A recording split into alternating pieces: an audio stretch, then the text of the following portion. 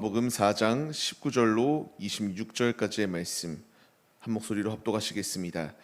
여자가 이르되 주여 내가 보니 선지자로소이다. 우리 조상들은 이 산에서 예배하였는데 당신들의 말은 예배할 곳이 예루살렘에 있다 하더이다. 예수께서 이르시되 여자여 내 말을 믿으라. 이 산에서도 말고 예루살렘에서도 말고 너희가 아버지께 예배할 때가 이르니라. 너희는 알지 못하는 것을 예배하고 우리는 아는 것을 예배하노니 이는 구원이 유대인에게서 남이라. 아버지께 참되게 예배하는 자들은 영과 진리로 예배할 때가 오나니 곧 이때라. 아버지께서는 자기에게 이렇게 예배하는 자들을 찾으시느니라. 하나님은 영이시니 예배하는 자가 영과 진리로 예배할지니라.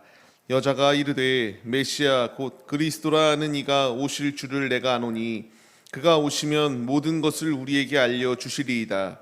예수께서 이르시되 내게 말하는 내가 그라 하시니라. 아멘. 할렐루야. 오늘도 예배의 자리 가운데 모이신 성도님들 주님의 이름으로 환영하고 축복합니다. 오늘 같이 나눈 말씀의 제목은 영과 진리로 예배하라라는 말씀의 제목 가운데서 은혜를 나누려고 합니다. 니고데모의 말씀, 니고데모에게 주셨던 말씀 우리가 기억하고 있습니다. 예수님께서 니고데모를 찾아오셨을 때에 니고데모는 유대인의 지도자였고 사내드림 공회의원으로서 높은 지위 가운데 있었던 사람이었습니다. 그는 유대 종교 지도자로서 높은 위치 가운데서 남들에게 존경받고 높임을 받는 그런 인물입니다. 그와 대조적으로 오늘 말씀 가운데서 나오는 사마리아 여인은 굉장히 하찮은 존재입니다. 사회적으로 봤을 때의 지위라는 것은 찾아볼 수 없고 남자가 계속하여 바뀌고 남편이 계속하여 바뀌는 상황 가운데서 비난의 대상이고 조롱의 대상이 이 여인이었습니다. 이런 여인에게 예수님이 찾아오셨다라는 것이 참으로 대단한 말씀이 아닐까 싶습니다. 결코 찾아올 이유가 없습니다. 니고데모와 같이 높은 위치에 있는 자 한 명 한 명을 전도하면은 그 영향력으로 인하여 많은 이들이 복음을 믿고 따를 수 있는 것이 당연한 것인데 예수님이 행동하셨던 것은 위대한 사람들, 높은 위치 가운데 있었던 사람만을 찾아오셨던 것이 아니라 하찮다라고 여겨지는 그러한 소외된 사람들에게 찾아오시고 그런 이들에게 천국 복음을 증거하셨던 것이 예수님의 모습이다라는 것을 우리에게 말씀하십니다. 우리는 이 말씀 가운데의 깨달음을 얻어서 예수님의 모습 가운데 우리가 답을 얻어야 됩니다. 예수님은 누구를 만나든 주님께로 나아오는 자를 막지 아니하셨고 어린아이가 되었건 그가 천한 위치에 있었던 온 이들에게 그들을 위로하시고 그들에게 복음을 증거하시며 그들을 주의 길로 인도할 수 있도록 주님이 역사하여 주셨습니다. 이제 우리 역시 이런 선입견과 이런 잘못된 생각을 가지고 내가 마음에 드는 이들에게만 복음을 전하는 것이 아니라 누구를 만나던 누구에게나 예수의 복음을 전할 수 있는 이러한 아름다운 믿음의 모습이 우리에게 있어야 됩니다. 주님께서 왜 우리에게 오셨다라고 말씀하십니까? 누가복음 19장의 말씀과 같이 예수님이 오신 이유는 잃어버린 자를 찾기 위하여 오셨다라고 분명히 말씀하십니다. 앞서 말씀드렸던 것처럼 사마리아 지역을 들어가실 이유가 없었습니다. 혐오의 대상이었습니다. 굳이 들어갈 수 없는 그 가운데에 들어오신 이유는 이 잃어버린 한 사람 사마리아 여인을 만나기 위하여 예수님께서 찾아오셨습니다.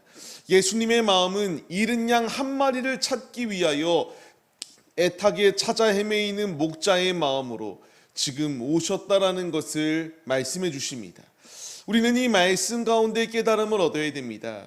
예수님께서 오심은 이와 같이 한 영혼이 천하보다 귀하기 때문에 그 한 영혼을 변화시키기 위하여 예수님께서 오셨다라는 것입니다. 우리가 읽지는 않았지만 앞선 말씀들을 보게 되면은 이제 예수님께서 이 여인에게 찾아오시고 최고의 전도의 방법으로 그녀의 마음을 열게 하셨던 예수님의 모습을 볼 수가 있게 됩니다. 잠시 말씀을 보게 되면은 예수님께서 전도의 방법으로 무엇을 사용하셨는가? 물을 달라고 이렇게 말씀하셨습니다. 여인에게 물을 달라고 합니다. 이때의 여인의 대답은 무엇입니까? 사마리아 사람들을 유대인들은 상종하지 아니하는 것이 당연한 것인데 왜 나에게 이와 같이 물을 달라고 하냐고 이렇게 묻는 것이 그녀의 말입니다.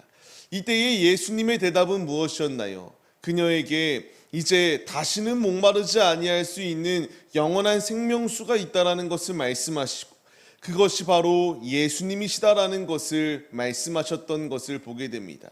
그녀는 처음에 깨닫지 못합니다. 이 말이 무슨 말인지 이해하지 못해요.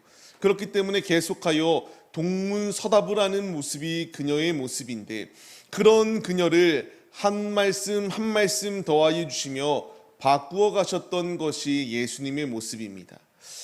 이것이 예수님께서 이 사마리아 여인을 찾아오신 이유였습니다. 이제 하나하나 변화시키게 되었고 너가 지금 있는 남편도 너의 남편이 아니다라는 말을 들었을 때에 오늘 19절 말씀과 같이 이 사람이 그냥 보통 사람이 아니구나라는 것을 깨닫습니다. 그래서 그녀의 고백은 무엇인가? 선지자구나라는 것을 이렇게 고백합니다. 당신은 내가 보니까 선지자입니다.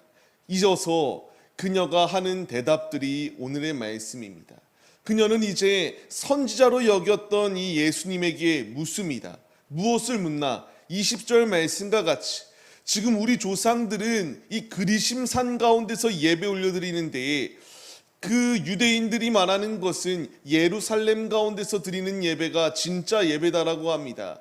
주님, 지금 선지자인 당신께서 이것이 무엇인지 내게 알려주옵소서라고 묻는 것이 그녀의 물음이었습니다. 그녀의 질문이었습니다. 근데 이 여인이 몰라서 이것을 물었던 것이 아닙니다. 이것을 물었던 이유는 단순하게 어디서 예배를 드려야 맞는 것입니까를 묻는 것이 아니라 자신도 문제를 해결하고 싶습니다. 자신은 계속하여 남편이 바뀌었고요. 답답한 상황 가운데서 사람들의 시선을 피해 다닐 수밖에 없었던 여인입니다. 지금 이 여인이 선지자로 여겼던 예수님에게 묻는 이 질문은 예수님, 나도 고침을 받고 나도 나음을 입고 나도 회복을 하고 싶은데 어찌하여야 내가 회복할 수 있겠습니까? 이 여인이 몰랐기 때문에 물었던 것이 아닙니다. 지금 이것을 물었을 때에 예수님께서 대답하시는 것을 바라봐야 됩니다. 왜 그리심산과 예루살렘으로 설로 나누어지게 되었나요? 수룹바벨 때에 이제 성전을 지을 때에 사마리아인들이 혼혈의 민족이었기 때문에 저주스럽다고 여겨서 이제 완전히 그들을 배제하고 그냥 우상의 것들 가운데 빠진 자들로 치부해버리기 시작합니다.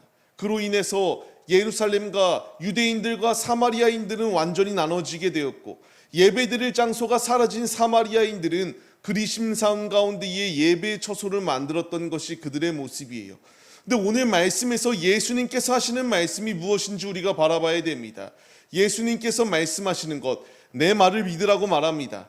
지금 이 그리심산 가운데서 그리고 예루살렘 가운데서도 아니고 장소가 중요한 것이 아니라 어디서든지 주님께 예배 올려드릴 때가 이른다라고 말씀하십니다.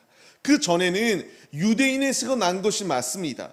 이제 예수님이 오시기 전까지는 이와 같이 장소 가운데에서 그 주님이 예배 받으시는 것이 국한되어 있었다면은 이제 예수님이 오심으로 말미암아 이 장소가 아무 의미가 없어졌다라는 것을 말씀하세요.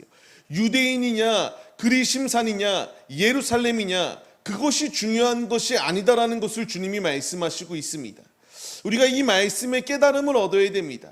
이전에는 예수님께서 성막 가운데 임재하셨고요. 그렇기 때문에 그 한정된 장소 가운데에만 나왔을 때여야지만이 주님께 영광 올려드릴 수 있는 제한적인 예배가 그들의 예배였습니다. 그러나 예수님이 오신 이유는 이제 이것을 완전히 새 언약으로 다시 재정립하시고 예수께 나오기만 하면은 그것이 장소가 중요한 것이 아니라 어느 곳이든 주님이 예배를 받으시는 장소이다라는 것을 말씀해 주시고 가르쳐 주시기 위하여 그녀에게 말씀하시기 시작합니다. 같이 한번 이 말씀 읽어보겠습니다. 아버지께 참되게 예배하는 자들은 영과 진리로 예배할 때가 오나니 곧 이때라. 아버지께서는 자기에게 이렇게 예배하는 자들을 찾으시느니라. 아멘. 지금 이 여인은 묻습니다. 주님, 어디서 예배를 드려야 진짜로 주님이 받으시는 예배입니까? 라는 것을 물었을 때에 주님의 대답이십니다. 영과 진리로 예배할 때가 오니까 곧 이때다. 이제 예배하는 자들을 찾으시는 주님께서 이제 영과 진리로 주님께 예배 올려드릴 것을 우리에게 말씀하십니다. 우리는 이 말씀 가운데 깨달음을 얻어야 됩니다. 영과 진리라는 게 무엇인가요? 성령 안에서 이제 우리가 그 진리이신 예수 그리스도만을 붙들고 나아가는 믿음, 그 믿음으로 설 것을 우리에게 명령하십니다. 장소가 중요한 것이 아니라 영이신 그분, 그 주님을 우리가 힘입어서 주님께 간절히 예배 올려드리는 예배자들이 될 것을 우리에게 말씀하십니다. 예배는 영과 진리로 드리는 예배여야 됩니다. 화려한 성전이 있다고 해서 주님이 임재하시는 것도 아니고 허름한 곳 가운데 있다고 하여서 주님이 임재하시지 아니하는 것이 아닙니다. 주님이 임재하시는 곳은 성령으로 사모하며 예배 올려드리는 그 예배 가운데에 주님께서 진리이신 그분께서 임재하여 주신다는 것을 분명히 말씀하시고 있습니다. 이제 우리는 이 말씀 가운데 깨달음을 얻어서 예수 안에 거하여 주님께 나아가는 믿음의 모습이 우리에게 있어야 됩니다. 주님이 예배할 자를 찾으시고 있습니다. 주님께 예배드릴 자를 찾으시고 있습니다. 우리에게 필요한 것은 내가 어느 곳에 있든지 간에 주님의 영으로 충만하여서 주님만의 진리 그 자체이신 예수의 진리를 붙들고 예수 안에 거하기로 힘쓸 때에 우리의 예배를 주님이 기뻐 받으신다는 중요한 진리를 우리에게 가르쳐 주시고 있습니다. 이제 우리가 이 말씀 가운데 깨달음 얻어서 주님의 길을 걸어가야 마땅합니다. 요한복음 3장 5절 말씀을 통하여 주님이 내게 말씀하시는 것이 무엇인가요? 예수님께서 물과 성령으로 나지 아니하면은 하나님 나라에 들어갈 수 없다라는 것을 분명히 말씀하십니다. 니고데모에게 가르쳐 주셨던 말씀입니다. 내가 성령으로 변화되어야 됩니다. 영과 진리로 주님께 예배 올려드리라고 말씀하십니다. 내 영이 지금 주님께 고정되어 있지 아니하고 땅의 것 가운데에 세속화된 세상 것 가운데 무너져 있을 때에 주님이 기뻐 받으시는 예배가 아니다라는 것을 말씀하세요. 내 마음이, 내 영이 주님께 온전히 고정되어지고 주님께 진실한 예배를 올려드릴 때에 주님이 기뻐 받으시는 예배요, 주님 나라에 들어갈 수 있는 놀라운 특권을 받은 그 은총이 우리에게 열려진다라는 것을 주님이 말씀하시고 있습니다. 우리가 이 말씀 가운데 깨달음을 얻어야 됩니다. 영으로 주님께 예배 올려드리지 아니할 때에 그 예배는 실패한 예배입니다. 내 영이 지금 온전히 주님께 매여 있지 아니하고 주님께 그냥 형식적으로 그냥 보이기 위한 예배, 그냥 외형적인 외식적인 예배는 아무 의미가 없는 죽은 예배에 불과합니다. 지금 장소가 어느 곳 가운데서 주님이 예배를 받으시냐는 것을 물었을 때에 주님의 대답은 내가 영으로 주님께 고정되어 있고 주님께 진실한 예배를 올려드릴 때 그때가 바로 주님이 기뻐 받으시는 참 예배이다라는 것을 우리에게 가르쳐 주시고 있습니다. 에스겔서의 말씀을 보시기 바랍니다. 우리에게 새 영을 더하여 주셨다라고 주님이 말씀하십니다. 우리에게 새 마음을 더하여 주셨다라고 말씀하세요. 성령 안에서 이제 우리가 변화된 자로서 우리 안에 성령을 모셔야 되고요, 성령이 우리 안에 임함으로 말미암아 주님의 뜻대로 진실한 예배를 올려드리는 예배자들이 될 것을 주님이 우리에게 강력하게 말씀해 주시고 있습니다. 나에게 필요한 것은 이 말씀에 전적으로 순종하는 것입니다. 이 여인이 어느 곳 가운데서 예배를 받냐? 주님의 대답과 같이 주님은 사모하는 그 중심 위에 예배를 받으십니다. 지금 내가 사모하며 주님께 예배 올려드릴 때에 주님은 우리의 예배를 받으시고 주님이 찾으시는 한 사람의 예배자가 바로 내가 될 수 있다는 것을 주님이 말씀하십니다. 우리가 이 말씀에 반응해야 됩니다. 그냥 무미건조한 예배는 실패한 예배다라는 것을 말씀드렸습니다. 죽은 예배입니다. 그냥 우상에게 이와 같이 절하고 있는 이 세속화된 토테미즘 가운데 빠져있는 이 세상과 다를 바가 없습니다. 내 안에 사모하는 마음이 있어야 됩니다. 지금 내 안에 내주하고 계시는 성령 하나님을 의지하며 진실한 믿음으로 예배 올려드릴 때에 그것이 바로 성공적인 예배로 주님이 받으시는 예배이다라는 사실을 기억하시기 바랍니다. 오늘의 이 자리 가운데 모이신 성도님들, 주님이 우리에게 진실한 믿음으로 전심으로 주님 한 분만을 의지하며 예배 올려드릴 것을 촉구하고 있습니다. 지금 내 마음이 어떠한지 우리는 잘 압니다. 사모하며 모인 우리 가운데에 주님이 임재하시고 주님이 은혜를 부어주시겠다라고 말씀하십니다. 우리가 한 주간 열심히 일을 하며 살아왔기 때문에 지금 세상 사람들은 불금이다라고 말하며 세상 속에서 놀고 육신의 쾌락을 쫓아 살아갑니다. 그러나 우리는 그 쾌락과는 비교가 될 수 없는 영원한 그 주님의 은총이 있는 것을 믿고 오늘의 우리의 예배 가운데 그런 은혜를 더하여 주실 것을 사모하며 이 시간 주님과 대화하는 그것이 가장 기뻐서 우리가 이 예배의 자리 가운데 모였습니다. 주님이 찾으시는 사람이 바로 나고 내가 이 시간 그 자리 가운데 나와 주님께 진실한 믿음으로 아뢰일 때에 주님이 들어주시고 주님이 우리 안에 내주하고 계시며 필요한 은혜들을 더하여 주시겠다라고 약속하여 주시고 있습니다. 이 시간 우리는 그 주님을 사모하며 예배 올려드려야 됩니다. 영과 진리로 예배 올려드릴 때에 주님께서는 그 중심을 기뻐 받으시고 주님께서 귀히 여겨주신다는 사실을 기억하시기 바랍니다. 그렇기에 이제 주님께서 우리에게 말씀하시는 것이 무엇입니까? 로마서 12장 1절 말씀과 같이 우리의 몸을 주님께 거룩한 산 제사로 드리라고 말씀하시고 있습니다. 이것이 주님께 드리는 영적 예배이다라고 말씀하십니다. 그냥 예배의 자리 가운데 나왔다고 해서 전부가 아니라 나의 전인격을 주님께 사모하며 내어드릴 때에 주님이 기뻐 받으시는 예배이다라는 것을 말씀하십니다. 지금 우리는 예배자로 부름을 받았습니다. 이 예배의 자리 가운데서 주님께 진실한 믿음으로 예배 올려드릴 때에 주님은 기뻐 받으신다는 사실을 기억하시기 바랍니다. 이 사실을 여인에게 알려주었을 때에 이제 이 여인의 입술 가운데서 나오는 말이 무엇인지 보시기 바랍니다. 25절 말씀을 보게 되면은 메시아라는 말이 나오기 시작합니다. 선지자라고 고백하였었는데요. 이제 이 여인이 예수님과 대화하다 보니까 예수님과 대화하는 가운데에서 이제 메시아라는 이름이 나오기 시작합니다. 이제 이 메시아가 오기만 하면은 모든 것을 우리에게 알려주겠노라고 하는 이 거룩한 고백이 이 여인의 입 가운데서 나왔습니다. 이제 우리에게 필요한 것이 이것입니다. 우리도 사람과 사람 간의 만남을 하고 그 자리 가운데서 복음을 전할 수 있는 기회들이 분명히 주어집니다.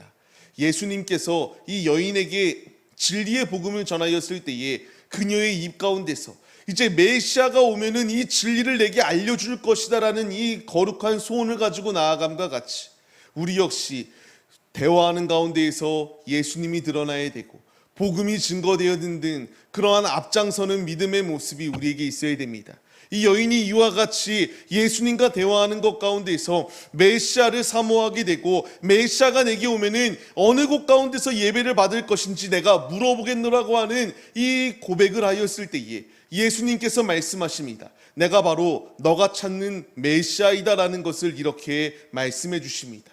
이 말씀이 내게 필요한 이유는 지금 우리도 헛된 것 가운데의 마음을 빼앗기는 것이 아니라 메시아, 우리의 구원자 되시는 예수께 우리가 나왔습니다. 주님께서 우리에게 말씀하십니다. 내가 그이다. 내가 지금 들을 준비가 되었고 너가 무엇을 말하든 그 예배드리는 것 가운데에 그 중심 가운데에 함께하여 주실 뿐만 아니라 주님께서 기도에 응답하여 주실 준비가 되어 있다라고 우리에게 말씀하십니다. 우리는 영과 진리로 주님께 예배를 올려드려야 됩니다. 주님은 지금도 예배드릴 자, 한 사람의 예배자를 찾기 위하여 끊임없이 잃은 양을 찾아 헤매이는 것이 이 패역한 시대의 실상입니다. 우리가 죄악된 자리 가운데 거하는 것이 아니라 믿음의 길 가운데 거하기에 힘써야 되고 내가 예수께 나아오기만 하면은 예수는 그리스도이시오라고 말씀하시며 우리의 구원자가 되어주시겠다라고 말씀하십니다. 말씀을 받는 성도님들, 우리가 이 말씀의 깨달음을 얻어서 이 여인이 그냥 아무것도 모르는 것 같지만 이 여인이 갈망하며 회복을 구하며 주님께 물었던 것처럼 우리도 회복되어져야 됩니다. 믿음이 회복되어져야 되고 내 신앙이 회복되어져야 됩니다. 주님께 물을 때에, 주님께 아뢰일 때에 주님 안에서 회복되어질 수 있는 놀라운 은혜가 예비되어져 있음을 믿으시기 바랍니다. 그렇게 오늘 이 자리 가운데서 우리가 기도해야 됩니다. 주님께 부르짖을 때에, 주님께 물을 때에 내가 그이다라고 말씀하시며 너는 부르짖으라고 말씀하십니다. 내가 듣겠고 크고 은밀한 것을 우리에게 나타내 보여주시겠다라고 말씀하십니다. 이제 이 말씀에 우리가 깨달음을 얻었어.